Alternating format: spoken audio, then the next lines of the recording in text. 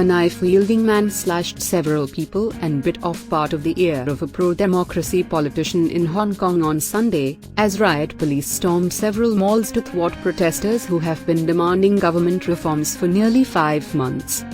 The bloody attack erupted outside one of those shopping complexes, City Plaza on Hong Kong Island. Local media said the attacker told his victims that Hong Kong belongs to China. Television footage showed the man biting the ear of District Councillor Andrew Chew, who had tried to stop him from leaving after the stabbings. The attacker was then badly beaten up by a crowd before police arrived. 5 people were injured, 2 critically and 2 seriously, news reports said. The attack came late Sunday, a day in which protesters had been urged online to gather at 7 locations, including malls, to sustain a push for political reform. Most of the rallies didn't pan out as scores of riot police took positions, searching and arresting people, dispersing crowds and blocking access to a park next to the office of the city's leader, Carrie Lam. Some small pockets of hardcore demonstrators were undeterred. As protesters chanted slogans at the New Town Plaza shopping mall in Sha Tin, police said they moved in after some masked rioters with fire extinguishers vandalized turnstiles and smashed windows at the subway station linked to the mall.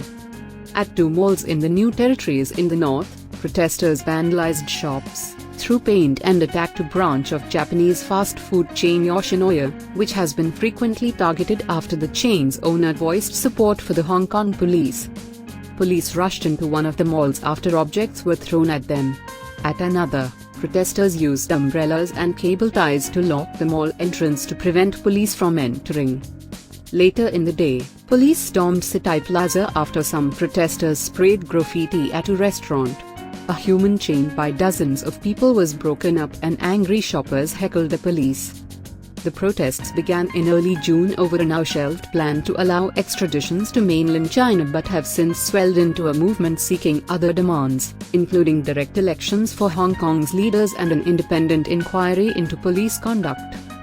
Lam has refused to budge and instead has focused on measures that she said contributed to protesters' anger, such as creating jobs and easing housing woes in one of the world's most expensive cities.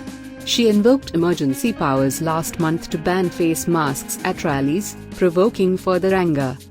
Her office said Sunday that Lam, currently in Shanghai, will head to Beijing on Tuesday.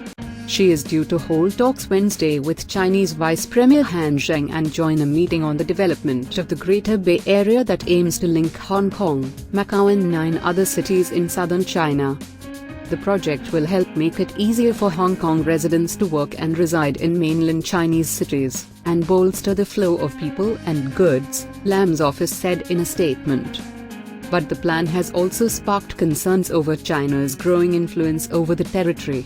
Many protesters fear Beijing is slowly infringing on the freedoms guaranteed to Hong Kong when the former British colony returned to Chinese control in 1997. On Saturday, protesters attacked the Hong Kong office of China's state-owned Xinhua news agency in a show of anger against Beijing, a day after China warned of tightening its grip on the city to quell the unrest. Xinhua in a statement strongly condemned the barbaric acts of mobs that had vandalized and set fire to the lobby of its Asia-Pacific office building. The Hong Kong Journalists Association also deplored any act of sabotage against the media and called for an end to violence against the press. Protesters have frequently targeted Chinese banks and businesses. In July, demonstrators threw eggs at China's liaison office in Hong Kong and defaced the Chinese national emblem in a move slammed by Beijing as a direct challenge to its authority. On Friday, the Communist Party in Beijing vowed to establish and strengthen a legal system and enforcement mechanism to prevent foreign powers from sowing acts of separatism, subversion, infiltration and sabotage in Hong Kong.